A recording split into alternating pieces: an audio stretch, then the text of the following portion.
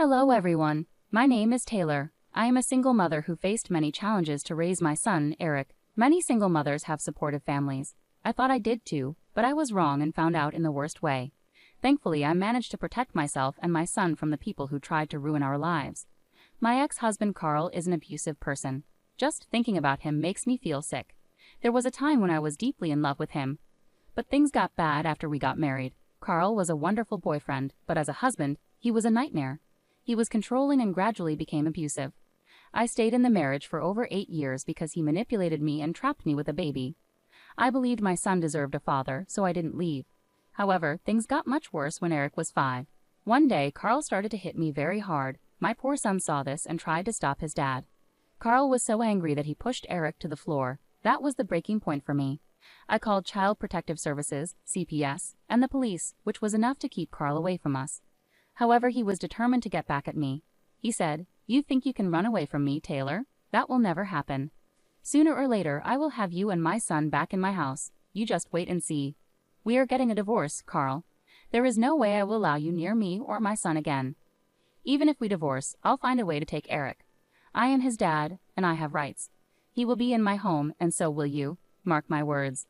Carl's behavior and violent history made me very paranoid. My son was extremely traumatized and had to go to therapy to deal with his issues. After a long court battle, Carl and I were finally divorced. I didn't stop there. I moved near my parents and sister to stay safe from Carl. I even got restraining orders against him. It was the most horrific time of my life. Carl never knew where I had moved.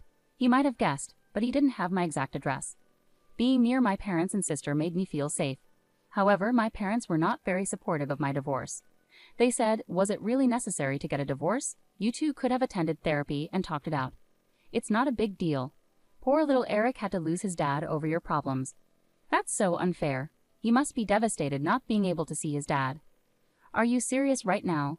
Carl used to beat me up, Mom, and he even hit Eric when my son tried to protect me. How can you not see what a monster Carl is? Mom, Dad, you need to be more understanding of Taylor. She has been through a lot. You have no right to make her feel guilty. She did the right thing," my sister said. At first, Mom and Dad would talk to me about letting Eric see his dad, but I never allowed it. My parents were never happy with my decision. They'd always said, "Why don't you let Carl visit Eric? He must miss his son." How would you feel if I wasn't around when you were growing up? I know I would have been devastated. Taylor, you grew up in a home with 2 parents. You can't be so selfish with Eric. He deserves the love of his father. Soon he will start resenting you for not allowing his father to be in his life. What are you even talking about? Eric is terrified of his dad. He begs me never to let Carl near us again. Neither of us wants anything to do with him. You may be letting Carl's bad actions color your view. You shouldn't have involved Eric in your problems. He's scared of Carl because you've made him that way. That's unfair, Dad. If Carl was a good man and a loving father, he wouldn't have hurt me in front of Eric, or at all. No matter how hard I tried, they never agreed with my decision. Over time, though, they seemed to accept it. They became close to Eric and did a great job as grandparents. Eric also formed strong bonds with them and his aunt, Blair. I think part of the reason my parents stopped pressuring me was because Blair and I were financially supporting them. Dad doesn't have a good job and Mom doesn't work, so we sent them monthly allowances. Money might have been why they eventually stopped bringing up the matter.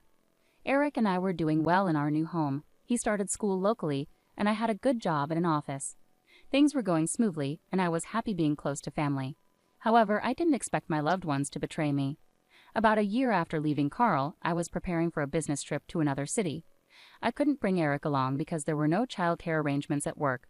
I was stuck, wondering what to do with Eric. That's when my mom and dad suggested a plan. They said, "We heard you'll be going on a business trip soon. Stuart and I have been thinking about babysitting Eric for you. We can stay at your house and take care of both Eric and the house." "Are you sure about this? Eric can be quite a handful. Plus, leaving your apartment empty might be risky, don't you think? It's just for a few days, so I don't think it'll be a problem. Besides, we love Eric and he loves us. I'm sure he'll enjoy spending time with us." "Yeah, we'll stay here and take care of everything. Your house will be safe while you're away. It's like getting 2 benefits at once." "Okay, since you're so insistent, I'll leave Eric and my house with you." I agreed to let them babysit Eric and stay at my house until I returned. I felt satisfied with the plan because I trusted my parents completely. Now I know I made a huge mistake. I shouldn't have trusted them at all. My business trip was just a week later. I flew out that night after saying goodnight to Eric. I had to leave a day early to prepare for a big client meeting the next morning. I called my parents and Eric from the hotel after I arrived. Everything seemed fine. Little did I know what was about to happen. At night, while I was in my hotel room preparing for my meeting the next day, Blair called me. Her call made me anxious. I immediately thought something might be wrong at home. I answered nervously. "Hey Taylor, have you already left for your business trip?" Blair asked. "Yes, I flew out yesterday. It's a short trip." "Have you left Eric with Mom and Dad?" I replied. "Yes. Is everything okay?" "They're staying at your house with Eric. They're taking good care of him, and he loves being with them," Blair said. "Taylor, I don't know how to tell you this, but I think you made a mistake leaving Eric with them. I don't think they have good intentions. Something doesn't feel right," Blair continued hesitantly. "What do you mean? Tell me what's going on. You're scaring me, Blair," I urged, feeling a knot in my stomach. "I think Mom and Dad might try to take Eric to see Carl. They've been against your decisions about the restraining orders and your divorce. I have a bad feeling they might try to reunite Eric with him," Blair explained. "What? No, they can't do that. There must be some misunderstanding. They didn't approve of my divorce, but they wouldn't side with someone who abused me," I protested in disbelief. "I understand you trust them, but please stay cautious. If you need anything, I'm here for you. Remember that," Blair urged. "Thanks, Blair. I'll keep that in mind. Don't worry," I replied. Blair's words lingered in my mind, unsettling me deeply. I couldn't shake off the unease, so I decided to call my parents and check in with them. I said, "Hey, Mom, can you pass the phone to Eric? I miss him a lot and want to talk." "Sure, Taylor. Just a moment," Mom replied. "Mom, are you there?" "Hi, Eric. I just wanted to check in. Is everything okay? Are you having fun?" I asked. "Mom, I need to tell you something. Grandma and Grandpa have called the Dad." "Oh no, my phone's about to die. I'm so sorry, Taylor. I have to charge it now. Why don't you call back later? Eric's fine and playing with us. Don't worry about a thing. Take care. Bye." Something about Eric's attempt to speak and how Mom quickly ended the call made me suspicious. My mind raced, so I decided to review the security camera footage. I didn't have cameras inside, but I did outside. To my shock, there was my ex-husband's car in the driveway. I watched the footage and saw my mom opening the door for him. After watching the footage, I was furious and scared for Eric's safety and my own. Carl wasn't supposed to know where we lived. I had a restraining order against him. He should never have been near my son. I immediately called my parents in anger, recording the call. "Mom, why is Carl at my house? What's going on? Who gave you permission to let him in?" "Taylor, you need to calm down. Carl isn't here. Why would you think that?" My mom replied defensively. "Mom, I can see his car parked in my driveway. Did you forget I have security cameras outside?" "I saw you open the door for him," I insisted. There was a long silence on their end. Neither of them said a word. I could sense I had caught them off guard, but what happened next shocked me even more. "Look, I understand you're upset with Carl and us, but you're being unreasonable. You need to give us some understanding. I'm very disappointed in you, Taylor. You can't keep a son away from his father. Eric needs Carl in his life. You're not being a good mother. Please tell me you're joking. Carl physically abused me. He even hurt Eric when he tried to protect me. How can you allow Carl back into his life? I have a restraining order against him, for God's sake." "That was in the past, Taylor. People can change. Your restraining order was causing issues. So yes, your mom and I decided to step in. We gave Carl your address since you wouldn't. We've reunited father and son. They're happy together. Mom, Dad, you have 5 minutes to get Carl out of there. If you don't, there will be consequences. Don't threaten us, Taylor. We're your parents. You're 3,000 miles away. Carl will stay here as long as he wants. We're planning a picnic tomorrow." "I'm hanging up now before you say anything else," Mom retorted before ending the call. "I literally gave you 5 minutes to get Carl out. When that time passed and his car was still in the driveway, I had enough. I felt scared and betrayed. I knew I had to act fast, so I called law enforcement. I explained everything and told them to arrest Carl. I also instructed them to take Eric from my parents and give him to Blair. The police arrived quickly, thanks to living near a station. I watched through CCTV as they confronted my parents and Carl. Mom and Dad looked panicked as the police moved in to arrest Carl. Mom called me, furious. "Taylor, what's wrong with you? Did you call the cops on us? How could you do this? Carl could go to jail."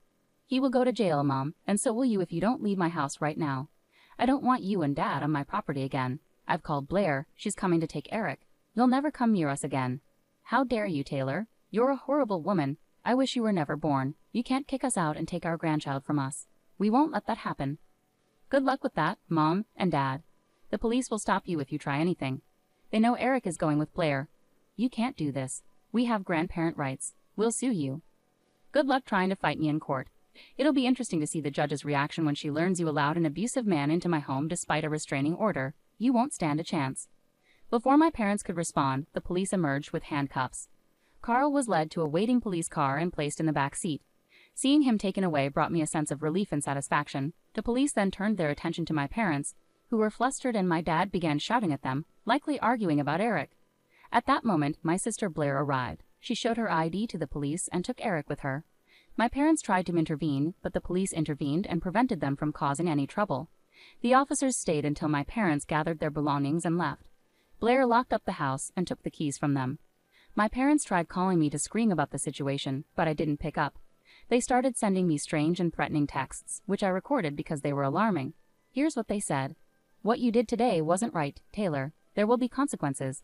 You had no right to take Eric away from us and Carl. I can't believe you're my daughter. I hate you. You won't keep us away, Taylor. You work. You can't be with Eric all the time. We'll get visitation rights from court, then take Eric from you. One call to CPS from us and Eric could be taken away. We're smarter than you. We'll call CPS with bad stuff. They'll place Eric with us, and he'll never return to you." "That won't happen. Eric stays with me, and I'll protect him with everything I have. We know Eric's school and your address. We'll find a way to be with him. You can't stop us." "Yeah, if you act crazy, we'll take him away from you. You'll never see him again." My parents are not only horrible but also foolish. It's clear to me now that they still expect everything to go their way. They have no idea what I have planned. Time will reveal everything to them. Carl made a big mistake by teaming up with them. He'll face consequences too. I wrapped up my work as quickly as possible and rushed home. Blair had kept Eric safe at her house. Eric was visibly relieved to see me. "Mom, you came back. I was afraid you wouldn't," Eric said anxiously. "Eric, what are you talking about? I went on a business trip." "Of course, I was coming back," I reassured him. "Dad said you left me, Mom. He showed me pictures of his house and said he'd take me with him. I was scared. I didn't want to go," Eric explained, clearly distressed. "Eric, listen to me. I will never let Carl take you or even come near you again. I'm staying right here with you, I promise," I assured him firmly. I spent a long time comforting Eric and ensuring he felt safe. It was upsetting to hear that Carl had been filling his head with lies about me abandoning him and trying to take him away. I was furious with Carl. CPS got involved and listened to Eric's account. They recommended therapy, and Eric is already attending sessions. I've also enrolled both of us in group therapy to help us heal from our experiences. Our therapist has been wonderful and supportive throughout. My lawyer used all the evidence of Carl's crimes in court. He's facing charges for attempted kidnapping and violating the restraining order, which could lead to jail time. Right now, I'm working on legally severing Carl's parental rights to Eric. My son deserves a good father, not an abuser like Carl. My lawyer is competent, and we're hopeful for a successful outcome. Eric, listen to me. I won't let Carl come near you ever again. I promise I'm staying right here with you, I reassured him. I spent a long time comforting Eric and making sure he felt okay. Carl had been saying hurtful things to Eric, like I abandoned him and Carl was going to take him away. I was really angry at Carl for spreading lies. Child Protective Services, CPS, got involved and listened to Eric's side of the story. They suggested therapy for him, and he's already attending sessions. I've also joined group therapy with Eric to help us both heal from what happened. Our therapist is really supportive and helps us work through our feelings. All the evidence of Carl's crimes was used by my lawyer in court. He's facing charges for trying to kidnap Eric and violating a restraining order, and he might go to jail. Right now, I'm working on making sure Carl loses his rights to be Eric's father. My son deserves a good dad, not someone who hurts him like Carl. My lawyer is very good, and we're hoping the legal process goes smoothly. My parents tried to sue me for grandparent rights, but the judge quickly dismissed their case when they saw my evidence and the texts my parents sent. I took further steps and got restraining orders against them, which the judge approved right away. I've moved with Eric to a different state because I got promoted at work to a higher position in a new city. It helped me get away from my parents. Blair visits us sometimes, and she's also cut off contact with our parents and might move closer to me soon. My parents are struggling financially now that Blair and I have stopped helping them out. They had to find extra jobs, and lawyer fees drained their savings, making them unstable. Meanwhile, Eric and I are doing really well in our new environment. I have no plans to reconnect with my parents or let Carl hurt my son again.